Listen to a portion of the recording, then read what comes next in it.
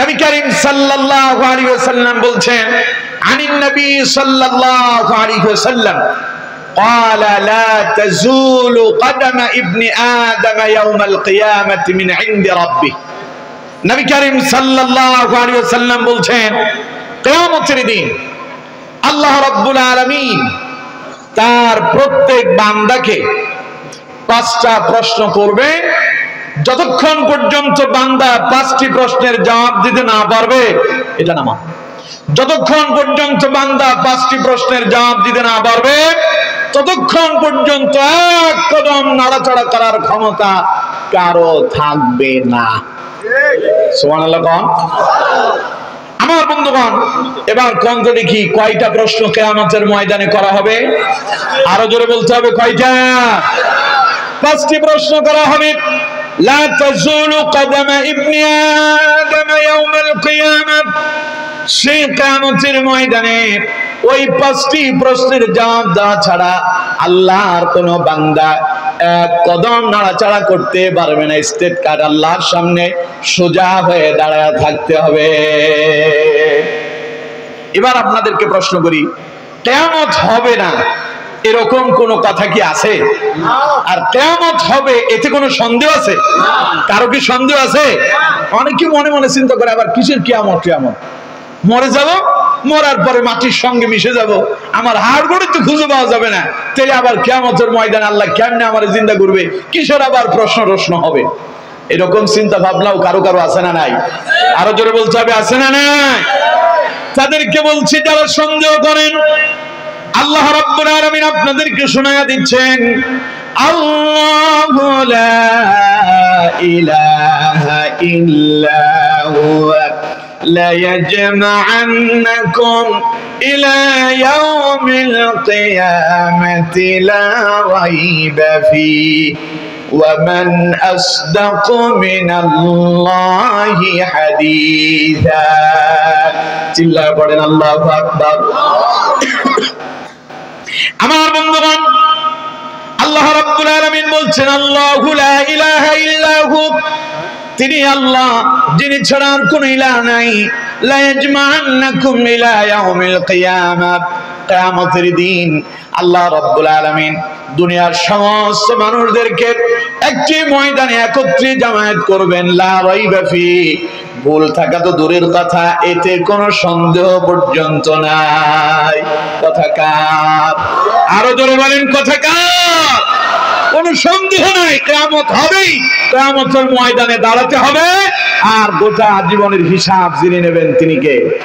আরো জোরে বলেন, কে? নবী করিম সাল্লাল্লাহু আলাইহি সাল্লাম বলছেন, সেই দিন বান্দা আল্লাহর সামনে দাঁড়াবে, পাঁচটি প্রশ্ন আল্লাহ পাক তার প্রত্যেক বান্দাকে করবেন। ওই পাঁচটি প্রশ্নের জবাব দেওয়া ছাড়া একজন বান্দা এক কদম নাড়াচাড়া করতে পারবে না। আমার বন্ধুগণ, সেই পাঁচটি প্রশ্নের প্রথম প্রশ্ন হবে আন উমরিহি ফীমা আফনাহু।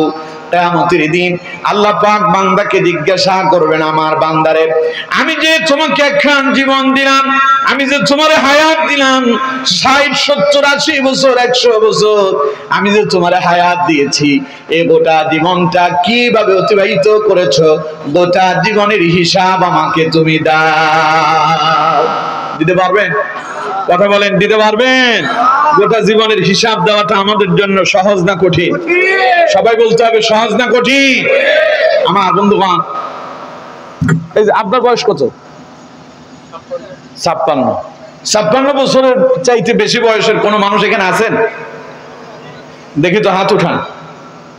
কত আপনার? মুরব্বির কত? 65, 64। 64-র উপরে কেউ আছেন? 64-র উপরে আর নাই। 64 বছর। আরো একজন আছে, কত?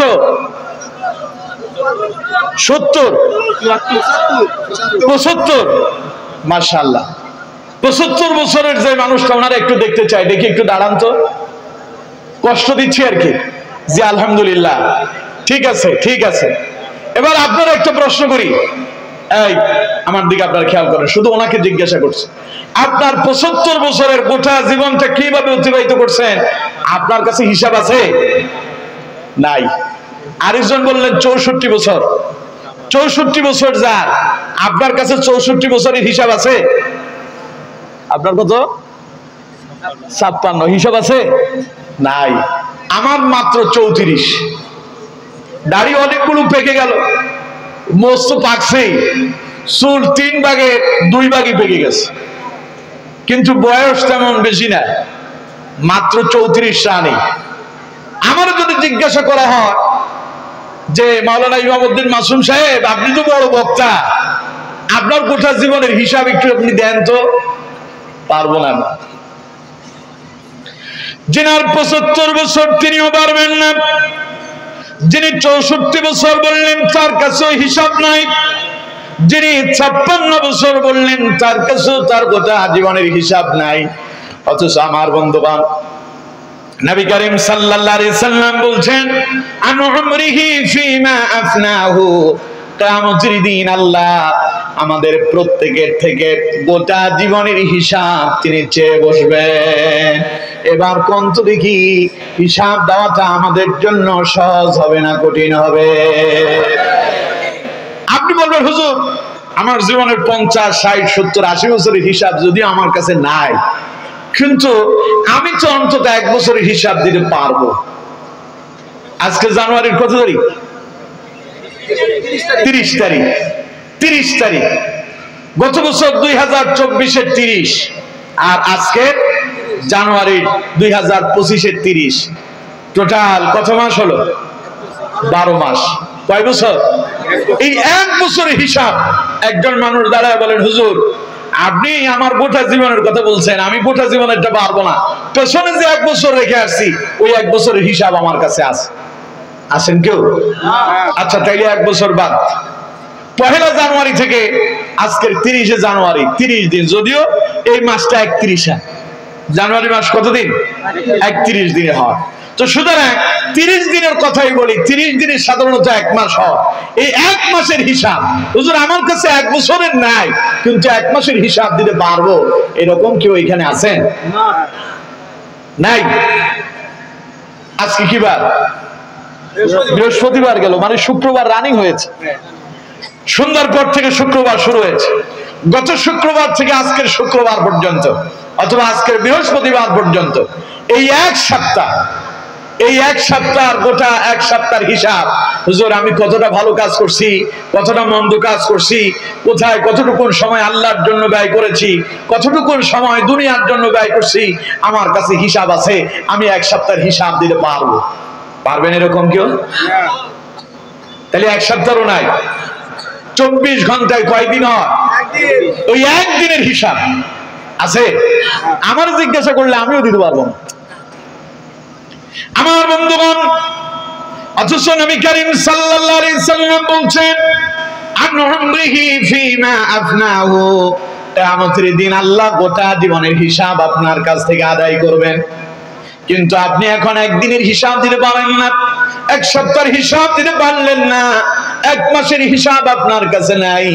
চিন্তা করেন তো, কিয়ামতের ময়দানে যদি আল্লাহ যদি পাকড়াও করে আর জিজ্ঞাসা করে, গোটা জীবনের হিসাব তো দিতে পারবোই না, বরং ধরা পড়ে যাব আর বিপদে পড়ে যাব, ঠিক কিনা?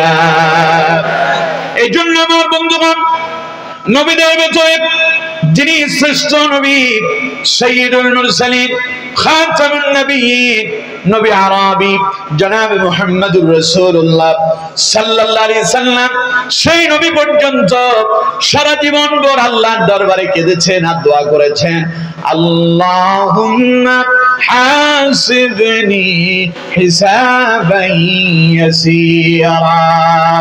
নবী সারা জীবন আল্লাহর দরবারে দোয়া করেছেন, আল্লাহ দয়া করে তুমি আমার হিসাবটারে সহজ করে দাও। আমার বন্ধুগণ, কোন তো দেখি নবীর জীবনে কোনো হিসাব আছে নাকি? কথা কয় না? মনে হয় যারা বলে না ওদের মনে হয় সন্দেহ আছে। নবীর জীবনে কোনো গুনাহ আছে? নবীদের জীবনে কোনো গুনাহ আছে? নবীরা হলেন মাসুম, নিষ্পাপ, নবীদের জীবনে কোনো গুনাহ নাই। নবীরা বেগাইরি হিসাব, বিনা হিসাবে আল্লাহর জান্নাতের মেহমান, ঠিক কিনা? তাইলে নবী আল্লাহর দরবারে কাঁদি কেন?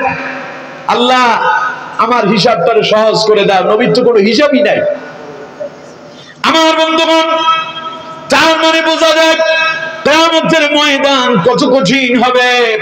নবী তার উম্মতদেরকে শিক্ষা দিচ্ছেন, ও আমার উম্মতেরা, আমি আল্লাহর দরবারে দোয়া করতেছি, আল্লাহ তুমি আমার গোটা জীবনের হিসাবটা আমার জন্য সহজ করে দাও। আমার উম্মতেরা শোনো, কিয়ামতের ময়দান অত্যন্ত ভয়াবহ হবে। ওই কিয়ামতের ময়দানে আল্লাহ যদি কারো থেকে যদি গোটা জীবনের হিসাব চেয়ে বসেন, তার হিসাব দেওয়াটা এত কঠিন হয়ে যাবে, জাহান্নাম ছাড়া তার জন্য আর কোনো পথ খোলা থাকবে না। থাকবে কি? এখন অনেকে বলবে, হুজুর আমার কাছে তো হিসাব নাই, তাহলে আল্লাহ কেমনে বের করবে? আল্লাহর কাছে আপনার গোটা জীবনের হিসাব আছে না নাই? আরো জোরে বলেন, আছে না নাই? কেমনে আছে? আল্লাহ কয়, আমি হলাম হুয়াস সামিউল বাসীর, আমি হুয়াল লাতীফুল খাবীর। আমি আল্লাহ সব দেখি, সব জানি, সব বিষয়ের খবরও রাখি।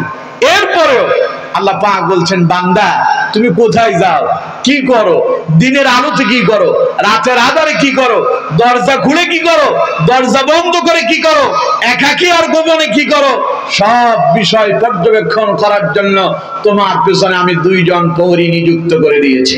সুবহানাল্লাহ।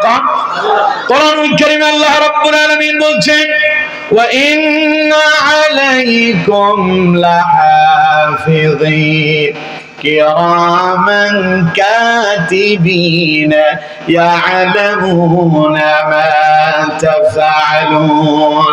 আল্লাহ রাব্বুল আলামিন বলছেন, আমার বান্দারে তুমি কোথায় যাও, কার সঙ্গে মিশো, তুমি ভালো কি কাজ করতেছো আর মন্দ কি করতেছো, তা পর্যবেক্ষণ করার জন্য দুইজন প্রহরী আমি তোমার পেছনে নিযুক্ত করে দিলাম। ওই প্রহরীদের পরিচয় আল্লাহ পাক দিচ্ছেন, তারা হলো কিরামান কাতিবিন, তারা সম্মানিত লেখক, ইয়ালামুনা মা তাফআলুন, জীবনে তোমরা ভালো আর মন্দ যা করতেছো সবগুলো তারা রেকর্ড করে তোমাদের কাছে তা আমানত রেখে দিয়েছে, লিপিবদ্ধ করছে, তারা রেখেছে তোমার কাছে। সুবহানাল্লাহ কয় না কে? আপনার গোটা জীবনের হিসাবটা আপনার কাছে আছে। তবে দামি জিনিস সব সময় খুব গোপনে থাকে। স্বর্ণ গয়না এগুলো কি কম দামি না বেশি দামি? সবাই বলতে হবে, কম দামি না বেশি দামি? ওটা কি শোকেজে সাজায় রাখে? শোকেজে যেটা সাজানো থাকে ওটা ইমিটেশন, দেখছে স্বর্ণের মতো, আসলে চপ চপ করলে সব স্বর্ণ হয় না। দেখলে মনে হয় স্বর্ণ, আসলে কিন্তু বাস্তবে তা না। যেটা প্রকৃত স্বর্ণ ওটা খুব খোলামেলা থাকে না, ওটা গোপন জায়গায় সন্দুকের ভেতরে থাকে, আলমারির ভেতরে এমন জায়গায় রাখে, ভেতরে আরেকটা চোরা পকেট থাকে, ওর ভেতরে স্বর্ণ গয়না লুকাতে থাকে, ঠিক কিনা? আমার বন্ধুগণ, সুতরাং আপনার গোটা জীবনের আমল, আপনার গোটা জীবনের হিসাব, এটা খুব দামি জিনিস। এটা আল্লাহ যেখানে সেখানে রাখেন নাই, আপনার কাছেই রাখছে, তবে অত্যন্ত গোপনীয়তার সঙ্গে রেখেছে, আপনি তা খুঁজে পাবেন না। সুবহানাল্লাহ কয় না কে? তাহলে কোথায় আছে? সবাই বলেন কোথায় আছে? আপনার কাছে, নিজের কাছে। বলেন কোথায় আছে? বলেন আমার কাছে। এমনি করে বলেন কোথায় আছে? সবাই বলেন কোথায় আছে? এবার কোরআন থেকে শুনো। আল্লাহ রাব্বুল আলামিন বলছেন, وَكُلَّ إِنسَانٍ أَلْزَمْنَاهُ طَائِرَهُ فِي عُنُقِهِ وَنُخْرِجْ لَهُ يَوْمَ الْقِيَامَةِ كِتَابًا يَلْقَاهُ مَنشُورًا।